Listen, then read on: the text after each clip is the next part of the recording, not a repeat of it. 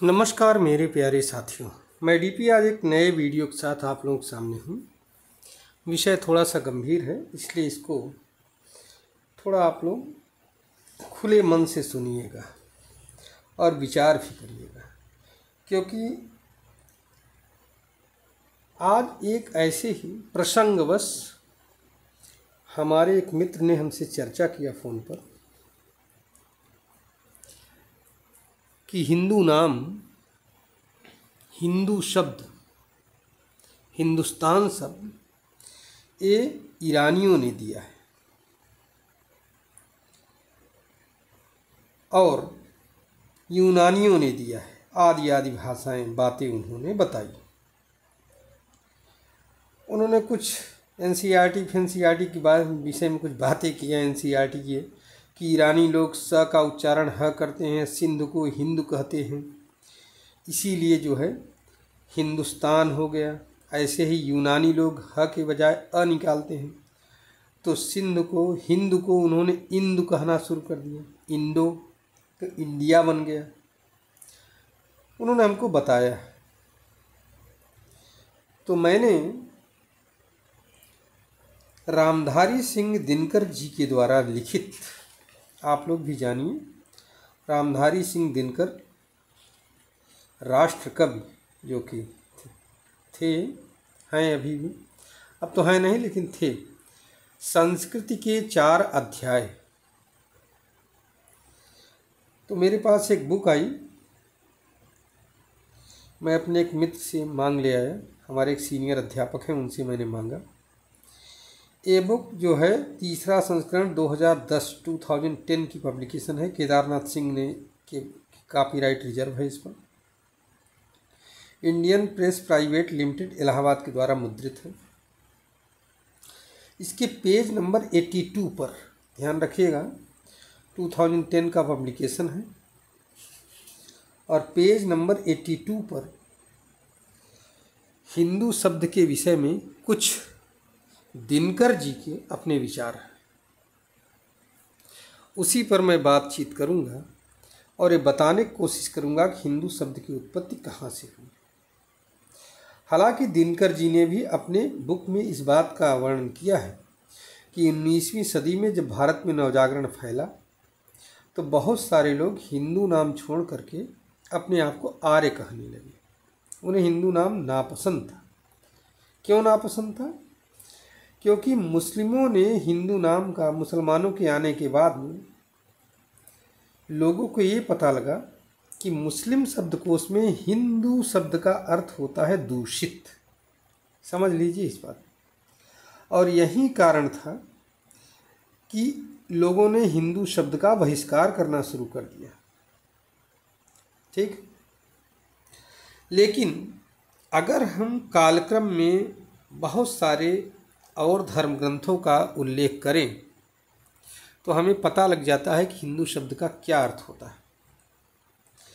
यहाँ पर हमें ध्यान रखना है कि रामकोश में जो लिखा हुआ है कि हिंदू दुष्टो न भवति नानार्यो न विदूषकः सद्धर्म पालको विद्वान श्रौतधर्म परायणः। हिंदू न तो दुष्ट होता है, न विदूषक, न अनार्य, वह सद्धर्म पालक, वैदिक धर्म को मानने वाला विद्वान होता है। ये है हिंदू शब्द की परिभाषा रामकोश के अनुसार। यहाँ पर डेरियस का अगर हम शिलालेख का वर्णन करें तो डेरियस के जो शिलालेख भारत के बाहर यूनान में लगा हुआ है, 522 एंड 486 ईसा पूर्व का, उसमें भी हिंदू शब्द का उल्लेख आता है। ध्यान रखिएगा। अच्छा, और आगे हम चले, जबकि ये ईसा पूर्व की बात हो रही है, उस समय मुस्लिम धर्म कहीं एग्जिस्टेंस में ही नहीं था। ध्यान रखिएगा। जो बार बार ईरान शब्द की ईरान की बात आती है कि उर्दू में या क्या कहते हैं उसमें, फारसी में इसका अर्थ होता है, तो उसी की बात चल रही है यहाँ पर। अब यहाँ पर शब्द कल्प द्रुम कोश के अनुसार एक परिभाषा है कि हीनम दूषयत इति हिंदू, जो हीनता को स्वीकार न करे वह हिंदू होता है। एक प्राचीन नाटक है, ध्यान रखिएगा, परिजात हरण हीनस्ति तपसा पापान दैहिकान दुष्टमानसान। इसका मतलब ये हुआ, जो अपनी तपस्या से दैहिक पापों तथा चित्त को दूषित करने वाले दोषों का नाश करता है तथा जो शस्त्रों से अपने शत्रु समुदाय का भी संहार करता है वह हिंदू है। ठीक है। अब आइए एक बृहस्पति आगम का श्लोक है, ध्यान रखिएगा। बृहस्पति आगम आज की किताब नहीं है कोई, ये बीसी में लिखी गई किताबें हैं। बृहस्पति आगम का श्लोक आता है कि हिमालयम समारंभः यावद इंदु सरोवरम तम देव निर्मितम देशम हिंदुस्थानम प्रचक्षते। समझ रहे हैं? हिमालय से इस प्रारंभ होकर के इंदु सरोवर इसको कहा जाता है। इंदु सरोवर इसी जो हिंद महासागर है इसी कहा जाता है। तो हिमालय से इंदु सरोवर के बीच का पूरा स्थान क्या है? हिंदुस्तान। तो यहाँ पर जो शब्द इतना पुराना हो, मतलब बार बार कहीं न कहीं संस्कृत की टेक्स्ट में आ रहा है, और वो भी मुस्लिमों के आने से पहले, या हम कह दें कि ईरानियों के आने से भी पहले। अच्छा, बात ये कहा जाता है कि यूनानी लोग इंडस कहते हैं, लेकिन डेरियस के अभिलेख में हिंदू लिखा हुआ है।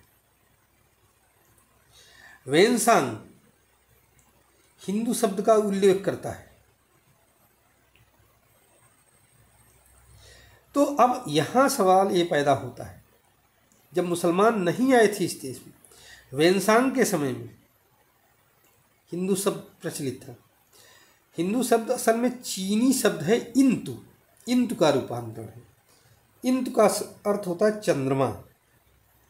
वेनसांग ने जब इस देश को देखा और पूरा अध्ययन किया तो उसने यही बात लिखी कि सितारों के बीच में जैसे चांद की प्रतिष्ठा होती है, संसार में उसी प्रकार की प्रतिष्ठा भारत की उस समय होती थी विश्व में। और चीनी लोग इसको इंतु या हिंदू कहने लगे। अब जब महमूद गजनवी ने आक्रमण किया, अलबरूनी उसी विजेता सेना के साथ था, भारत आया था, और उस समय अलबरूनी ने भी लिखा है, हिंदू शब्द का प्रयोग किया है। अलबरूनी ने हिंदुओं की प्रशंसा लिखी। तो इसका मतलब क्या निकलता है? इसका मतलब ये निकलता है कि भारतवासियों का हिंदू नाम मुसलमानों ने नहीं रखा, और न ही यह नाम किसी कुत्सित अर्थ की व्यंजना करने वाला है, बल्कि यह नाम हमारे धर्म ग्रंथों में प्राचीनता से है। इसलिए यह सर्वथा जो है भ्रम फैलाने वाला है कि हिंदू शब्द या इंदु या इंडिया शब्द, जो शब्द आते हैं इंडस से बना हुआ है, सिंधु का विकृत रूप है, ये सब भ्रम फैलाने वाला है। क्योंकि मैंने अभी मुस्लिम मान्यताओं को भी आपको बता दिया और तमाम हिंदू धर्म ग्रंथों का भी उदाहरण दिया। अगर आप चाहें तो इसे रामधारी सिंह दिनकर जी की उस किताब के पेज नंबर 81, 82, 83, 84 पर 85 पर पढ़ सकते हैं। मैं अपना वीडियो यहीं पर समाप्त करता हूँ। उम्मीद है कि आप सभी लोगों को एक नई जानकारी मिली होगी, एक विस्तृत व्याख्या के साथ।